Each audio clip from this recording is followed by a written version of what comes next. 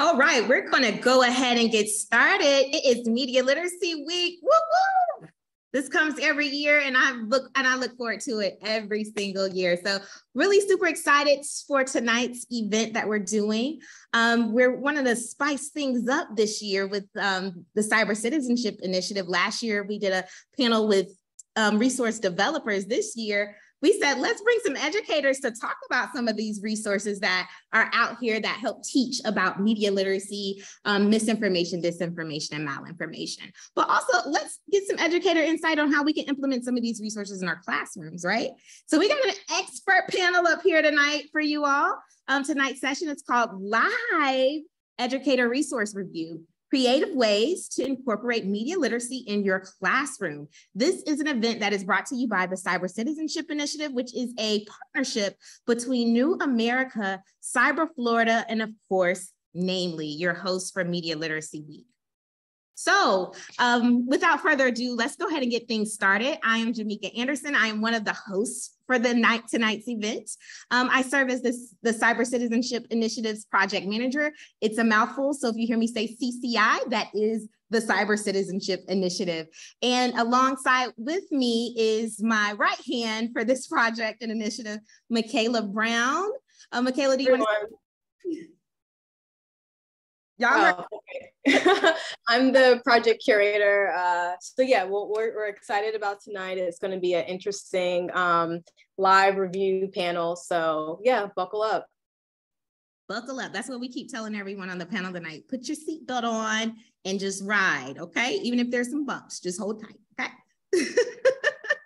So, Michaela, let's introduce our educator panel. We have an amazing lineup. I'm gonna hand it to you, Michaela. Okay, so our first educator is Dr. Matthew Woods. Dr. Woods is a K-12 educator in Virginia. His professional experience includes being a high school history teacher, building and central office administrator, an adjunct professor, and a field instructor at the collegiate level for student teachers. Matthew is the author of the children's book series, I Want to Be, host of the K-12 podcast, Leading Out the Woods, and recently released an online professional development course called Leading Out the Woods, Building Relationship and Collaboration with School Rubric. So great introductions for the first panelist. Our second panelist is Bill Selak. Bill, did I pronounce that correctly? No, but that's okay. I was thinking I had a yes and you. Just no, it's Selak, Bill Selak. Like but not. Okay, nice. All right, so our next panelist is Bill Selak. Bill is the director of technology at Hillbrook School, an independent K-12 school recognized as an Apple Distinguished School. He also teaches at Concordia University, Irvine in the MA Educational Technology program and is board member of Namely. He's a Google certified innovator and an Apple Distinguished Educator. Bill is also currently obsessed with sharing his professional learning on his own podcast, Bill Selak Talks. And our next panelist is Vanita Beavers. Vanita began her career in education as an elementary teacher in Charlotte, North Carolina. Her professional path has offered her several rich experiences as a K-12 math facilitator, instructional coach, and school administrator. Through those roles, her greatest accomplishment occurs at the micro level in the classroom, impacting teachers' practice, extending their effectiveness, and helping them to fall deeper in love with their craft. Our next panelist is Molly Detman. Molly is the teacher librarian at Norman North High School in Norman, Oklahoma. She's been in school libraries since 2018, having previously worked in public library teen services in 2014. She has served as the YALSA 2021 and 2022 Quick Picks for Reluctant Readers Select List Coordinator. She was a 2021 YALSA Volunteer of the Year for Chair Team Lead, is actively involved in the Oklahoma Library Association. And our final panelist is Mark Davis. Mark received his PhD in education and a graduate certificate in digital literacy from University of Rhode Island. In Rhode Island College, where he studied infographic literacy and adolescent learners, he has 18 years of secondary digital literacy teaching experience in Barrington, Rhode Island. and is a researcher at the Media Education Lab at the University of Rhode Island. And that's all of our panelists. Did you hear the screams from the audience? Did you hear that? If you didn't, I did. I heard it for you. Y'all are phenomenal, and we're so excited to have you tonight. So we are here for the Cyber Citizenship Initiative. Once again, this is Cyber Citizenship Initiative. CCI is the host of the event. You will be reviewing resources tonight from this amazing project, but let's give you a little bit of background information about this project. One, let's first say that this is a website that can be located at cybercitizenshipeducation.org. So what is CCI? So the goals of CCI was to build this online repository of vetted resources from across the internet. One of the challenges that a lot of educators face with doing media literacy is finding resources online. They're so scattered. So many organizations, so many institutions and educators are creating resources, but they're everywhere. And then it's hard to locate them. So it was suggested that we should have this one-stop shop location where educators could filter through and find media literacy resources that they can implement in their classrooms. And so this project said, hey, yeah, let's do that. So create this repository of vetted resources that are curated from across the internet that help teachers implement media literacy, incorporate media literacy education in their classrooms to teach about misinformation, disinformation, and malinformation. Also, this project is a space to build an active virtual community of educators. If you have a chance to visit the website, cybercitizenshipeducation.org, you will see that we have already started to launch groups and hubs on that site, where these are spaces where you can engage in conversations and topics. You will find a space just for librarians and just for K through 12 educators. And we've even just created a group for parents as well to talk about resources that are on the platform, how you can utilize them and implement them with your children or with your students. Lastly, we want to provide a series of live and pre-recorded online trainings. Tonight's training will also be placed onto the website. So educators or anyone that approaches the site, they can see ways that they can utilize these resources and how this platform can be beneficial for them to teach misinformation, disinformation, malinformation, teach about these topics to students. The benefits, why should you even bother, right? You're an educator, you got too much going on, you're tired. Why do I need to be on the site? Why do I need to go here? Well, one, it's free, okay? And we've done most of the hard work for you. We found some amazing resources that can be easily implemented in your classroom practices to teach about topics of digital literacy, misinformation, disinformation, malinformation, cyber citizenship. Currently, there are over 1,000 resources on the site that have been curated by Michaela Brown. Whoop, whoop. Did you hear the cheer, Michaela? The audience? No? Okay.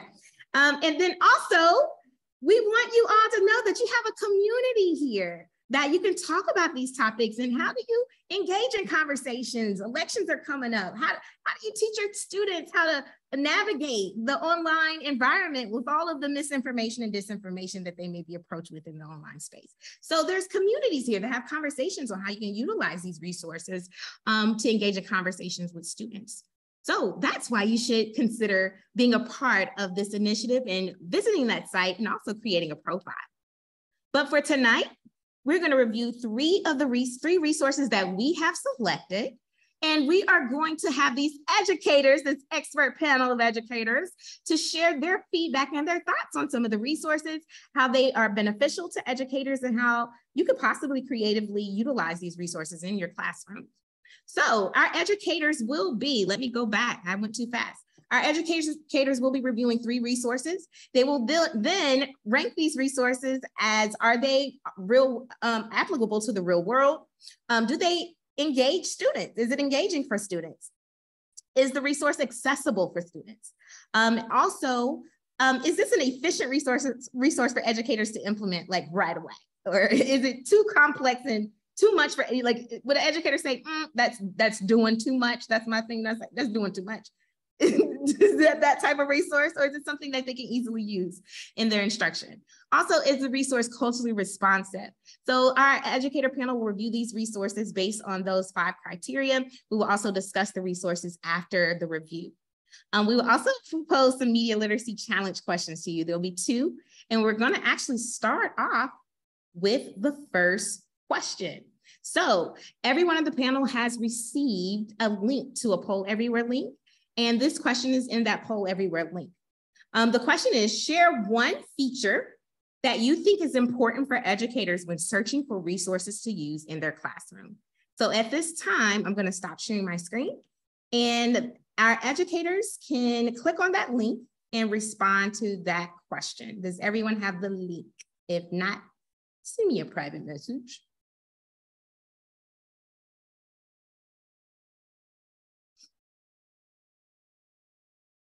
Awesome. I'll give everyone a second to complete that.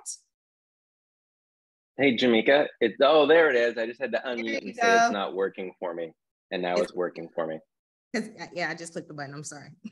Anything that doesn't work, you can blame me in the next hour. Remember you said that.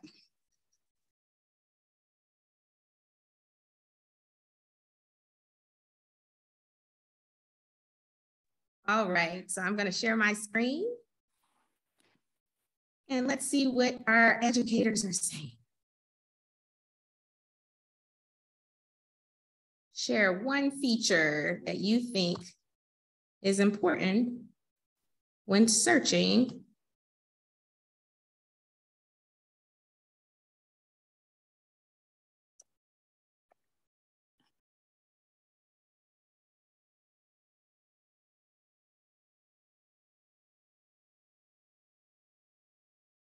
Has everyone had a chance to put in their response? Mine cut out, and so I'm trying again. Oh, it went away. That's my fault. Oh, okay. I was just making sure it wasn't me. Oh, there it is. I see it back. So anyone that's watching, any of our audience members, what do you think? What is one feature that you think is important for educators? You can drop it in the chat.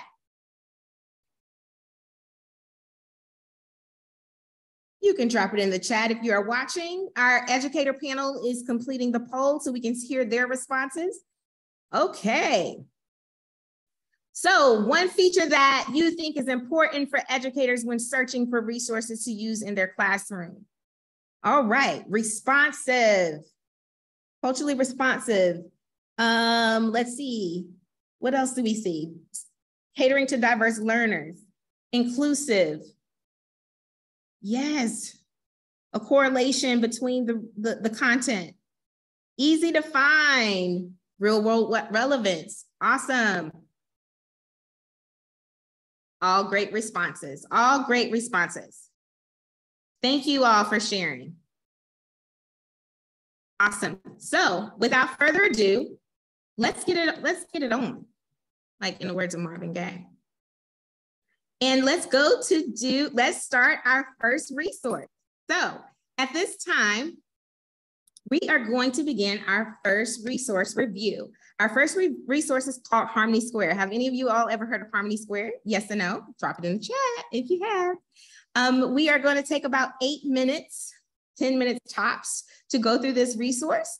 Michaela has dropped the link to the resource in the chat. So even if you are watching in the audience, you can click on that resource and take a look, but Michaela's going to share her screen and walk the educator panel through this resource, engage with them, and then we'll come back for the review.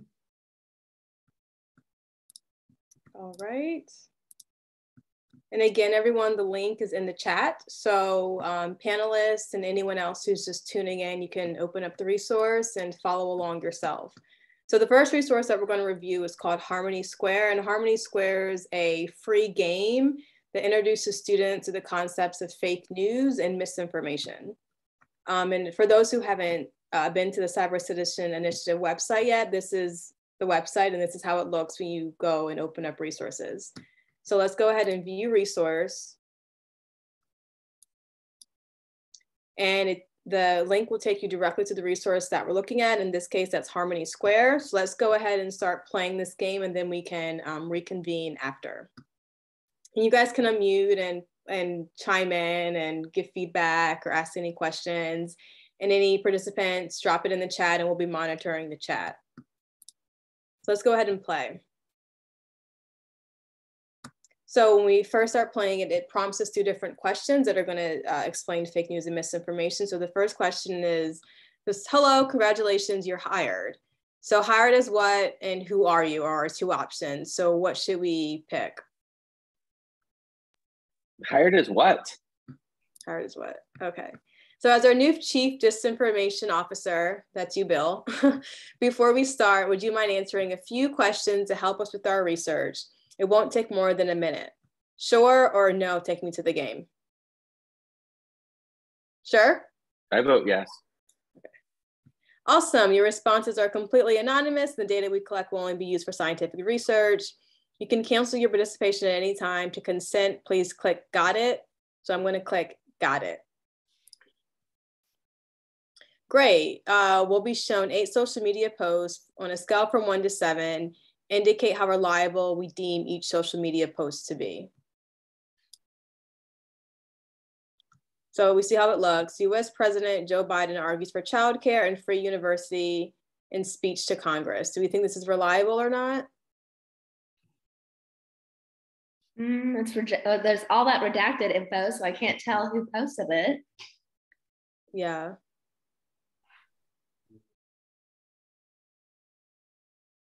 For that reason, I'm saying so too. I can tell it kind of looks like tweet format, or email. I don't know, but it's with it being blacked out, it's kind of creepy.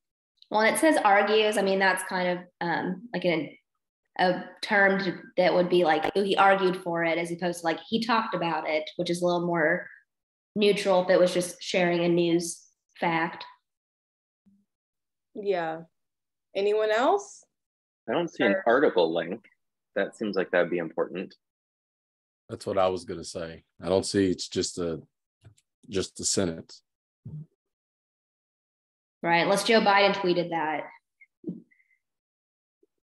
Yeah. And, you know, this isn't usually how you would write US, right? You'd have some periods in there.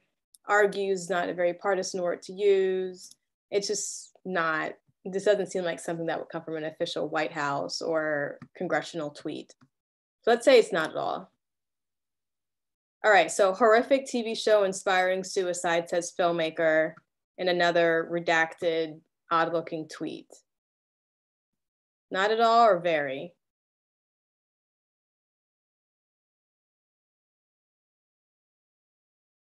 I'm leaning towards like a 2. It feels like there's an agenda there. There's a link, but we don't know what it is. Mm-hmm. Well, and since horrific's in quotations, it could just come from the article. So then they're just kind of throwing it in as a clickbait kind of deal. Yeah. Mm-hmm. So let's go with 2. And then 3, UK Labour Party to shuffle leadership positions after election losses. Not at all, or maybe a little bit more likely. I could see that as a little more likely, just because that does seem like something that would and actually recently has occurred. Yeah. So should we say 5? I don't know if I would go that high. I was still saying I was around like 3, just because it sounds legit. It sounds like someone say, but you don't still have enough context there. Okay, so 3. Yeah, definitely low. How is that one different from the one about the US president is what I'm thinking. Yeah. All right, so let's say 3 for this one. And in the last few hundred years, we've gone from an agrarian society to hypermac stealth aircraft, space travel, and having supercomputers connected to all of the libraries of the world in our pockets. What if this isn't the first time this happened? See more. 1 or 2. I mean, it just like sounds very like, ooh, I'm gonna share some revelation that you just never thought about. That's a conspiracy. Someone's up in the middle of the night writing this too, 2:55. Ooh, good catch. 2:55, yeah. So, or they wrote it like at 2 p.m. and then scheduled it to be 2:55. So those scrolling at 2:55. I don't know which is worse. So should we say 1 or 2? 1, yeah. All right, I think this should be the last one. Professor calls right-wing reporting a form of violence, and a link.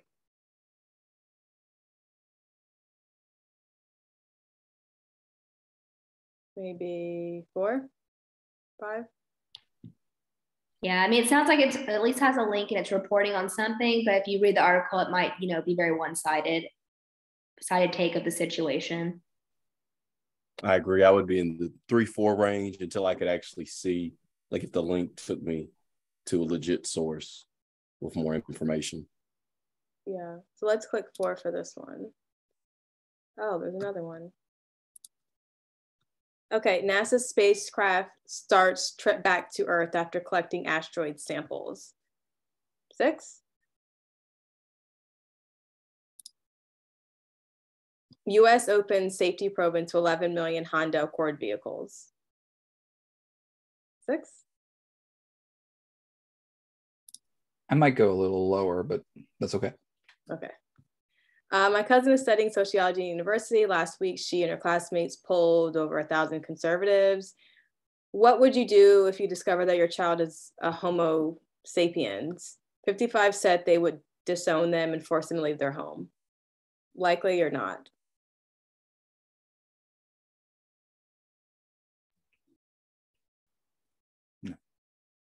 I'm thinking about what does it mean to, I mean, like, how could, I'm thinking about what the process of really having a study that is recognized.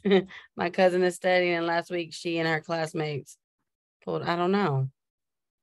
And there's no link. Maybe they used to poll everywhere and just had like 2 basic sociology classes, and then that turned into a viral thing.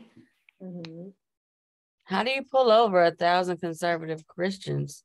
Are they having a conference?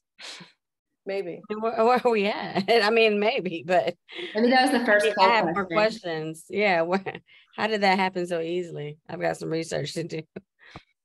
It also feels more like a joke. Like, didn't I ask that in middle school? Are you a Homo sapien? Which is a totally homophobic joke now that I think about it. That's an awful thing to joke about. Yeah. But it almost feels like that would be a joke. Like you would disown them for being a human. Yeah. So I don't know. Like, I don't even know what to make of this.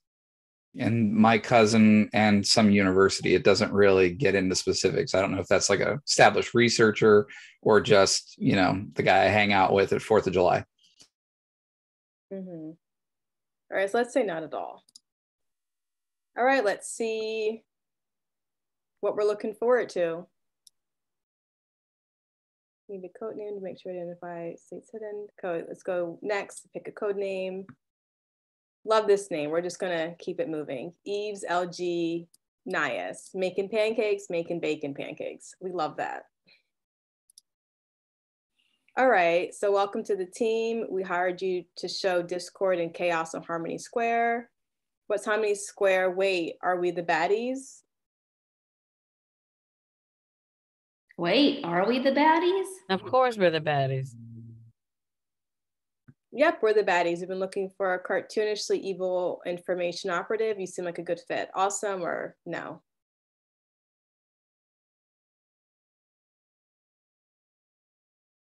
Awesome. I'm gonna let my colleagues chime in on it. I don't know if I want to. I'm curious. I want to say sounds awesome. But in real life, I would not want to. Yeah, let's just stay curious. Harmony Square is a green and pleasant place. It's famous for its living statue, its majestic pond, swan, and an annual pineapple pizza festival.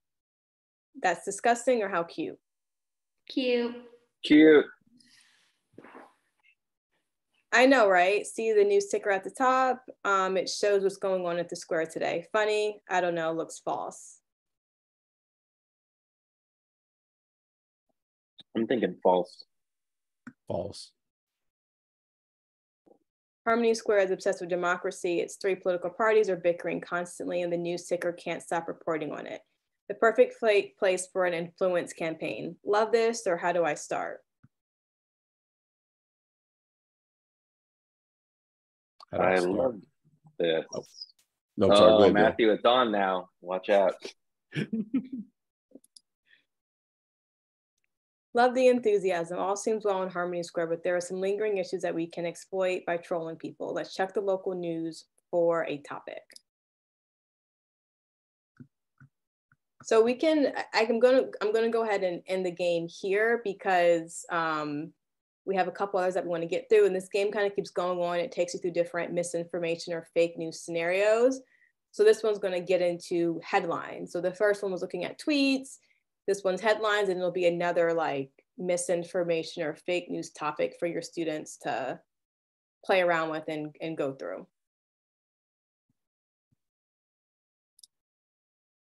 And then I'm going to send it back to Jamika, and we're going to do another poll. All right, so now use that same link and you're going to rate the resources. Give us your honest opinion and thoughts on the resource. Use that same exact link. And I am going to share my screen as we wait for the results to come in.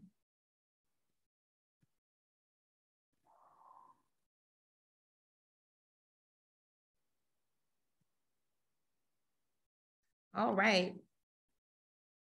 Let's see what we got going on here. 3 done, 3 underway. All right, let's see what we got. All right, so is this resource, does it have real world application? 83% said yes, and 17% said no. Anyone want to share their thoughts on that one regarding this resource? Nope. Okay, it's okay. Next question. The resource is engaging for students. 67% said yes. 33% said somewhat. Anyone want to share their thoughts? Anyone? It did go on a bit. I think I do stuff like this with my students, but then once you get to like the 5th question, even when you talk it out and do it, they kind of lose. They are like, oh, okay. So it did go on a little bit, but I think it would be at least engaging from the beginning. Mm-hmm. Thanks, Molly, for sharing. Okay, the resource is accessible for diverse learners. Everyone said somewhat. Anyone want to elaborate? I think it depends on the context, the context of your students. Like if you have like a large EL population, I was in my head, because I'm thinking about some of my experiences in the classroom, how I would have had them set up on it, but what I would need to kind of have in the background almost as like a guide to kind of help make sure that they're understanding, for example, like the language, that they're making these connections. And maybe if, as the teacher, if I went through it myself and kind of know which way it could kind of go, maybe I would guide them, kind of like what Michaela was just doing for us, where when we're talking about it, I would have like the prompts or something else I could hold up to help make sure that everybody's kind of following along and picking up those pieces. Right. Thanks, Matthew. The resource is efficient for educators. Easy to implement. Is it? 83% said yes.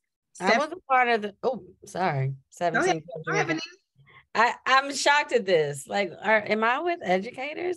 It was easy to click. But I started to begin to get lost or even feel like a little bit of like anxiety. But what if I hit this option and then I miss another option? Like, Michaela, I'm just glad that you guided me because I needed it, right? Like after the first part, once you started getting to this made up name, and I was like, what? I was like, I'm done, right? So I don't know. I think that efficient for educators, I can absolutely see the first part of it being really helpful to have discussion going with students. Got you. Thanks for sharing, Benita. All right. The resource has culturally responsive content. This is a interesting mix. 33% said yes, 17% said no, and let's see, 50% said somewhat. What are your thoughts on that? Anyone want to share? I think a lot of the issues that came in were about politics and things like that. And I think it would be, if you're using this with students, it needs to be brought down also a little bit. It's not even just culturally responsive, but to a level and topics that they can engage with a little bit closer. I feel like some of this was so broad or out in a place where you had to have some background knowledge about that it would be challenging, I think, to represent all students. Thanks for sharing, Mark. I Right. actually thought it was very culturally responsive, and I'll say, and I looked at it from the lens, like my 2-year-old, or 3-year-old, God, I hope my wife isn't watching. My 3-year-old son, being culturally responsive for him is using a tablet, because he's already doing things on an iPad that he doesn't really understand maybe what he's seeing, but by virtue, he kind of knows how to get out of apps and stuff that, you know, I'm 33 years old and I've been like, how did he do that? So I think just the application piece is extremely responsive, because I think teachers would, I think, be shocked at how quickly students would go through it a whole lot quicker than actually what was just modeled for us. I guess that's where I'm trying to go with it, because they would kind of be clicking and tabbing and conversations and going on. And as the facilitator, I would actually be trying to slow them down to make sure that they're having enough processing time before I want to prompt them to the next one. Yeah, I was thinking the same thing. You know, let's do like 2 of them together and then push the link out to their iPads, and then they're off to the races, and they'd be like, read 4, read 5, read 2, read 3. I think they'd fly through it pretty quickly once you let them loose. Thank you for sharing. Awesome. So are you all ready for our second resource? We are entering our second resource. It is called Spotting Fake News. Michaela has shared that resource with you all in the chat if any of you all want to follow along, but of course, Michaela's going to share her screen and walk through it with our panel of educators. This is an activity lab, and I am now going to stop sharing my screen and hand it to Michaela. All right. And again, everyone, the link is in the chat. So let's go ahead and start the Spotting Fake News game. So just for a little bit of background, this game kind of jumpstarts and takes students through learning how to spot fake news while playing in this game. So it's probably fairly useful, because we know there's a lot of fake news going on the internet. So let's go ahead and view the resource. We're going to click next to take us through to the next slide. And then an overview and objectives about this game. This day and age, it's hard to know what's real and fake online. So today we're going to fix that, or at least give some practice and tools in how to spot fake news. So our goals are to develop a list of strategies to identify fake or suspicious news sources and discern a reliable and true news story from a fabricated one. So let's get started. So let's play Factitious. So we're gonna go ahead to this link to open up the Factitious game. And if you're following along, just go ahead and click this link. So there's 3 different levels for this game: easy, medium, and hard. So we're just gonna start with easy, keep it simple. So easy. So swipe right if you think the article is real, and left if you think the article is fake. So you all can just tell me right or left, or fake or real, and we'll try to remember left and right, real and fake. Okay.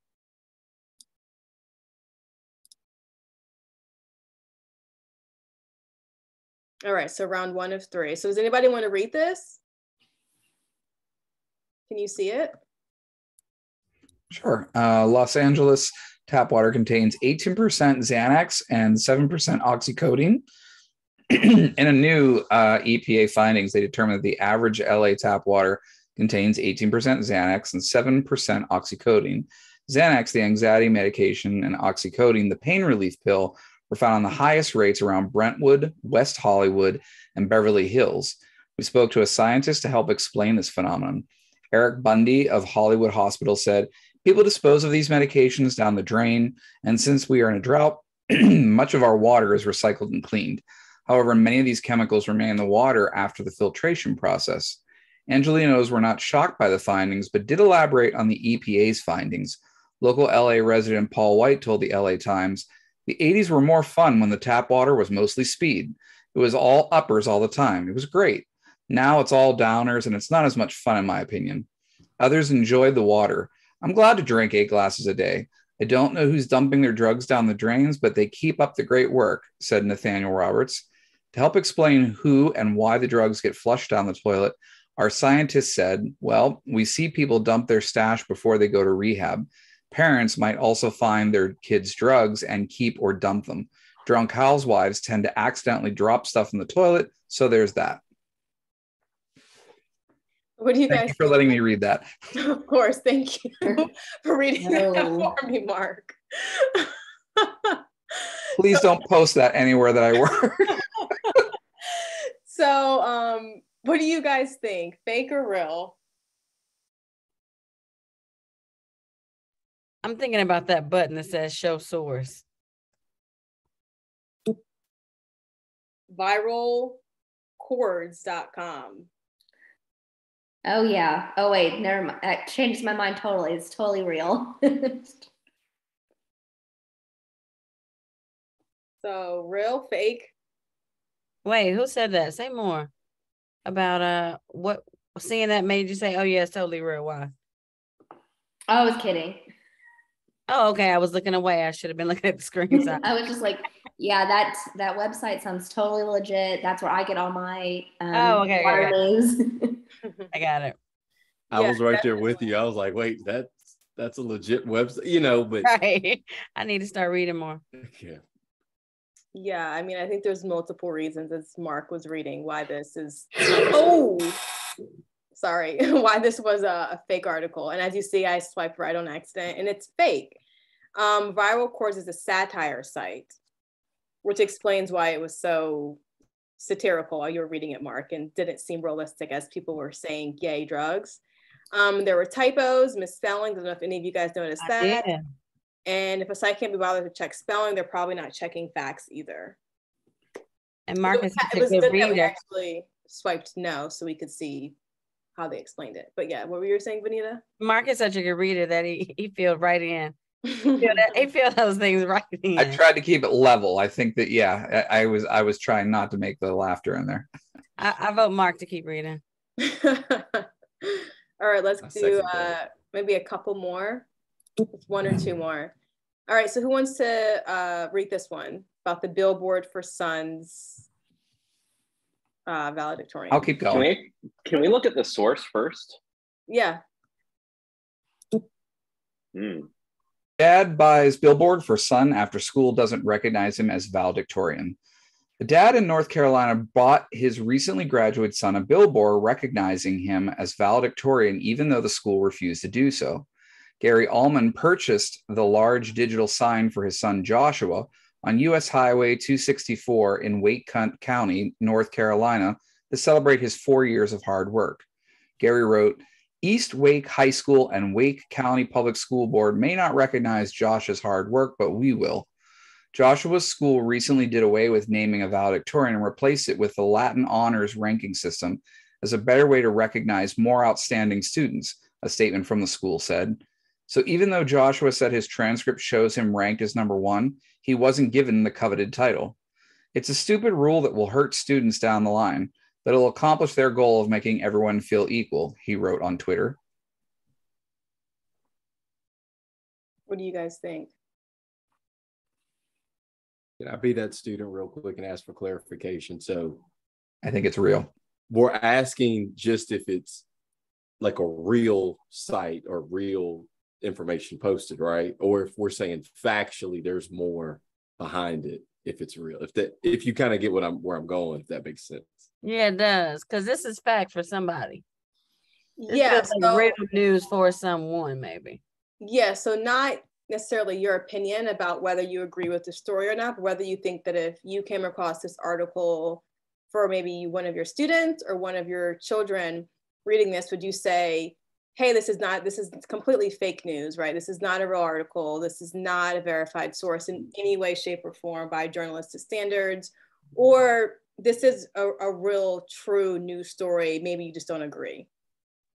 I think it's the latter. I think, to Matthew's point, I think we're probably looking at it as a sensationalized story, and that's probably why it kind of makes us upset.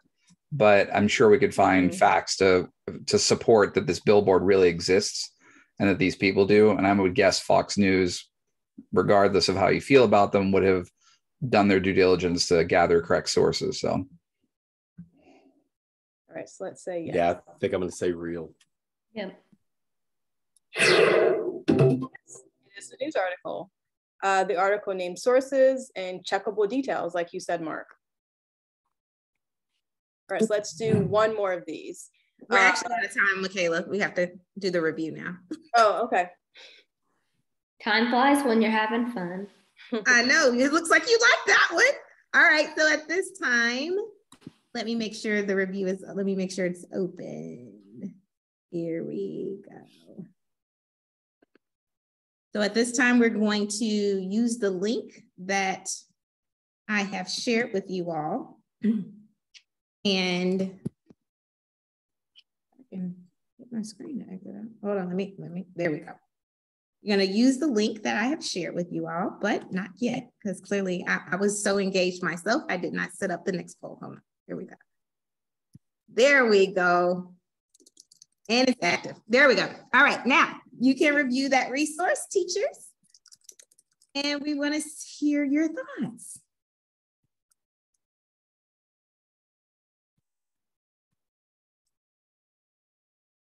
Okay, I'm seeing the polls come through. I'm seeing them come through. I'm seeing them come through. All right, let's look at what our responses are. All right, was this resource applicable to the real world? 100% said yes.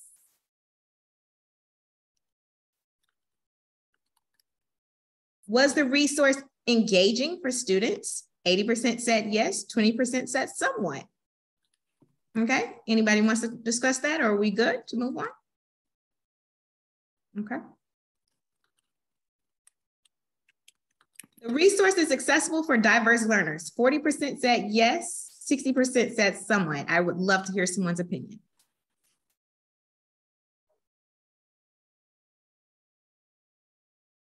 I mean, I think for this one, I think, you know, just that clarification of exactly how it worked and then reading it a little bit. I mean, and also just like, it's kind of like I've used this before in lessons, and it's kind of tiny on the screen too. So even just being able to like accessibly read it and get through it, if you're kind of doing it on your own, is kind of hard. Got you. Yeah, I think someone in the chat put what I was thinking. I think it was Wesley. Is there like an option? Like if I'm the teacher, I can, not saying that I can kind of manipulate it and slant, but I could kind of go through and kind of already pick like, it's going to give me an angle from this, an angle from that. And it might not tell me up front if it's fake or real, but I can just kind of pick maybe some of the topics and stuff and then push it out. Yes, yes. All great feedback. The resource is efficient for educators. 100% said yes. The resource is culturally it has culturally responsive content. 80% said yes, 20% said somewhat. Did anyone want to elaborate? It's okay if not. With only 2 samples, I guess it's kind of hard to clarify. Yeah, that's true, Mark. All right, so now we're going to go to our final resource. And our final resource is Bad News Game. So buckle up. Hope you guys still have your seatbelts on. All right. So Michaela's going to drop the link to the Bad News Game in the chat. And we're going to we're going to walk through our final resource. You got it? Yeah, I just need to drop the link. Oh, you already dropped it. I'm sorry. That's me. Okay. Navigating a lot of back and forth. I am. All right. So the links in the chat, everyone. So Bad News is actually a game. It's available in both English and Dutch, as well as a few other languages, which is really nice. And yeah, it's just nice, depending on the languages of your classroom, that there's more than just English available. Hopefully they'll keep expanding that, and some of these other games will too. So Bad News is another fake news, misinformation type game that's, as you can see, very colorful and interactive for students. So let's go ahead and start this game. We're not going to play it for too long, but we're going to at least get through as much as we can.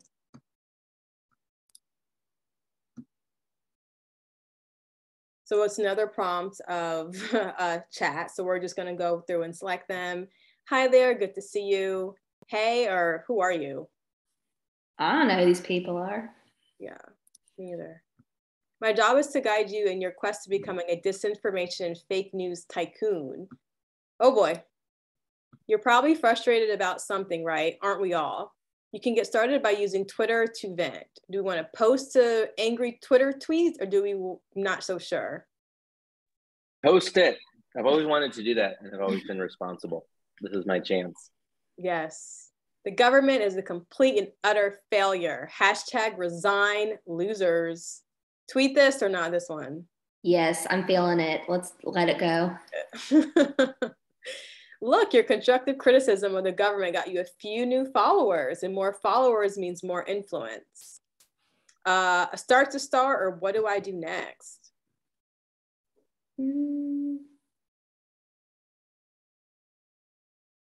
What's next? Yeah, let's keep going. Look at your meter. People find you don't find you very credible yet. To gain some real influence, we need to raise your credibility. So we see how this is going to go up as we get more followers, right? And this is very obviously timely. So I'm ready. Are we ready to start, or do we want to learn a little bit more? Ready. Ready? Yeah, do it. Ready. Great to hear. To gain notoriety, we start by borrowing someone else's credibility. Ooh, what do you want to do? Fake an official Twitter account or impersonate someone? They're both good options. I mean, I've always wanted to be someone important. So fake official or impersonate? Let's go fake. Fake an official Twitter account? Fake. Yes. Okay. Ooh, we got a good one. Joe Biden with a Spanish asterisk over his name. 46th president, another non-English alphabet of the United States of America. As your president, I have issued an executive order to rename Canada to North Dakota. Hashtag you got annexed. Tweet this or not this one? Absolutely. Do it. Send it out. Tweet it. Annexing Canada is just realistic enough to worry people. Did you notice Biden's slightly different username? You can scroll back up to check. We saw kind of some of the different alphabets there. Got it. Looks like you fooled some Twitter users. Let's have a look at how they're reacting. Check reactions. Oh my God, is he serious? Has Joe gone completely mad? Hashtag leave Canada alone. Haha, yes, awesome, we need this. Hashtag you got annexed. Got him. How are you feeling? Pretty good, or I have moral objections? I feel great. Feel pretty good. Let's just roll good. with it. Go. Let's roll with that. I don't like it. Followers. Me too, but you can't keep imitating people forever. What's the next step? Go pro, or you think you've peaked already? Pro. Wonderful. Where did you begin? Start a news site or start a blog?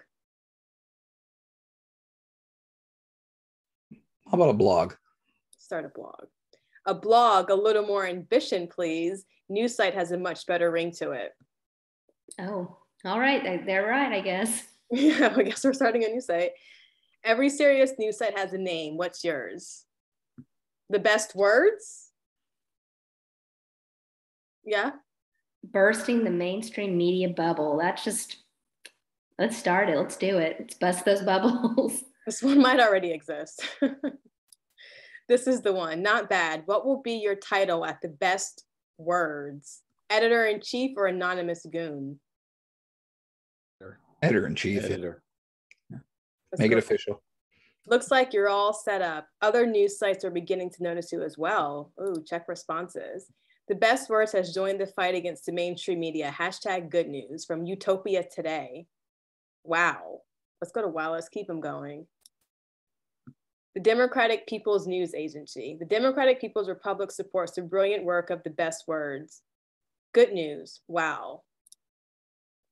Good job, Chief. The best words has now become the basis of your fake news empire. Now we have 132 followers. Hooray. Okay, now do you see how easy it is to impersonate a credible news source? We do. Very easy. So impersonation, it takes you to different like mastering of levels. So this is the first level, and then your credibility score will go up as you gain followers. So you have the first basic level mastered, which is impersonation. So people pay attention, they see you as a source, and then you start getting a little bit more clout and credibility and more followers. So we're gonna leave it at that for now, but it's a fun game to kind of like get levels and see really how deep the fake news and like credibility, discreditable sources go online, especially on Twitter. So I'm gonna go ahead and stop sharing, and I highly recommend playing it. It's pretty fun. Thanks, Michaela. So at this time, you can click that link to give us your review of the site. We're now reviewing Bad News Game. And I am going to share my screen as we see the results coming in. All right. So this resource has real world application. I don't see anything. That's my fault again. Sorry. Okay. Let's go to the next. The resource is engaging to students. 80% said yes, 20% said somewhat. Okay, still nothing on real world application. The resource is accessible for diverse learners. 40% said yes, 20% said no, and 40% said someone. Anyone want to speak on that? I did want to just jump back to the engaging part. My concern is that I don't know what kind of engagement we would say. I noticed how we were all having a good time with it. I can see students having a humorous time being like an influencer with it, but they may miss the point of it. And I think that's going to affect also for the diverse learners. I think they're going to get distracted too much by the fun of it and not make the connection without a teacher really having well planned it. Thanks, Mark. And I worry, I mean, I'm just thinking about how much I was just exposed to, because my brain doesn't think like this. I don't think about this impersonation, right? So I'm thinking about what ideas did my students just get that they didn't have before, right? Like, how harmful was this exposure? I'm just concerned. And I agree. And that's why I think, kind of what Mark said, it's like, this would not be something where you would say, hey, students, you're going to do this. Like, you have to actually be facilitating, because I think on that last one, when I read the comment about the impersonator and what it was saying, some kids might not take that sarcastically. They might actually say, oh, so this is how I can start a tweet. So I think the teacher would have to say, the teachable moment here is what? Look at how much damage we did to other folks that we don't even realize, because folks are out there resharing it, and someone's going to stumble on this later and they might not know you were being sarcastic or funny. So I think the teacher has to be well thought out as they're going down that rabbit hole. Yeah. And you saying that, I'm still a little bit concerned, but I'm less concerned when I think about bullying and how their messages within the school community can take this, can reach these levels of, yeah. Thanks for sharing. All our boots on the ground. The resource is efficient for educators. 40% say yes. 60% says somewhat. The resource has culturally responsive content. 40% said yes. 20% said no. 40% said somewhat. Awesome. I want to say thank you for participating in this activity with us tonight, this event. And to wrap it up, I'm going to close it out with our last media literacy challenge. So the question that I have for you is, thinking about, the first challenge was with access. You all have just participated in analyzing and evaluating. I don't know if you did that, even with the games. But the last two media literacy skills is create and act. So what are some ways that teachers can creatively implement some of these resources that are available to them in their classrooms? Do you all have any ideas or suggestions you want to share? Well, Jamika, you know what this reminds me of? Do you remember, like, in the, as my kids would say, the 1900s, like in the late 90s, there was that one blog that was Save the Pacific Northwest Tree Octopus.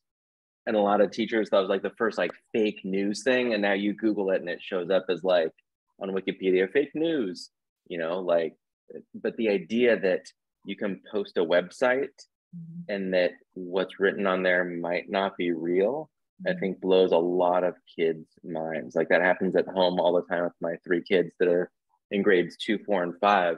They're like, but no, it's written right here. I'm just like, yeah, time out there. It's written there and it is not true. And they have an agenda. And we talk about that. And they're like, gosh, Dad, like, you said it, you know, but it's that I think this goes down a couple different rabbit holes of the Pacific Northwest tree octopus. You know, it's written there, doesn't mean it's true. And I think if, you know, a teacher is going to facilitate the tree octopus lesson in the same way they would facilitate it, like Matthew articulated that so well. Thanks, Bill. Any other thoughts? My own daughter said the 1900s about me too, and I said the same thing. I was like, the Titanic? But many know that I'm interested in infographics. And so one of the things that I do is give students infographics to begin with as a place to read before they have to create them. And what's really interesting is how many of them assume because the data is there and it's cited that it has one perspective and that it summarizes this idea. And it's really important that we help the students to really begin at an early age practicing that they understand that it should have multiple perspectives and that the design is not always the story that's behind it. And so there's a lot of resources. And I see that cybersecurity here has some really good, Cyber Citizenship has some good starting places. So if you search for infographic, they have a good one in there for looking at engaging data conversations. I think that's great. Thanks, Mark. Shout out. Y'all heard it, CCI. There's a great infographic resource. Any other thoughts as we close out? I was just going to say real quick, as a former history teacher, just those brief resources, I think just not even just from a specific, you know, not just thinking like a lesson or a standard or so forth, but just the overall message that's being implied, that getting students to really kind of calibrate on the idea that I say something and then I can really kind of flip it and show you how I can take you down either rabbit hole, how I can just with small wording, fake account, I can twist something that could start off factually and then make it an opinion, or I could twist something and have some very negative intentions behind it. And I think that is just, especially in the era that we live in now, no matter how someone feels about something, I just think that's very powerful, because that's just a good way to, when I say calibrate students, bring them all to the table and get them to understand, okay, you see how quickly I can do this with just a couple of resources. So now, as we get into these topics that could cause you to feel some kind of way on this side or this side, think about how quickly I just took something and I can start manipulating you unintentionally. So let's make sure, as we're diving into whatever the subject is, we're being very factual. And that as you're having an argument, as you want to have a conversation, you're making sure that you process all of these sources, no matter where you're pulling it from, so that as you're articulating back with us, you're speaking from a level of factual or facts and not just something you read off Twitter. Good stuff. I was going to add, only if you have time, but it's making me think about how, and I mean, at multiple ways in the curriculum and aligned to different subject areas, but it takes me to ELA, but at any point, students have to imagine themselves and know, when are they being a consumer of information or a producer?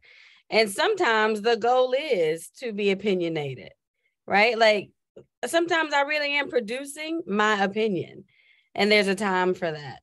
And different reasons for why, and different audiences that I'm trying to capture. So I think the point of them is knowing, like, what's my role right now? Am I consuming? And if I'm consuming, do I know how to be critical? Good. Thank you all so much. I want to say kudos to this expert panel of educators that have joined us tonight. I enjoyed hearing your feedback. You all are boots on the ground. I salute you for all of the work that you have done to serve our students. And hopefully you all that are watching and some of our educators are going to engage in some more Media Literacy Week events happening for the remainder of the week. But until then, we're done. Good night. And I hope you all check out the CCI website, cybercitizenshipeducation.org.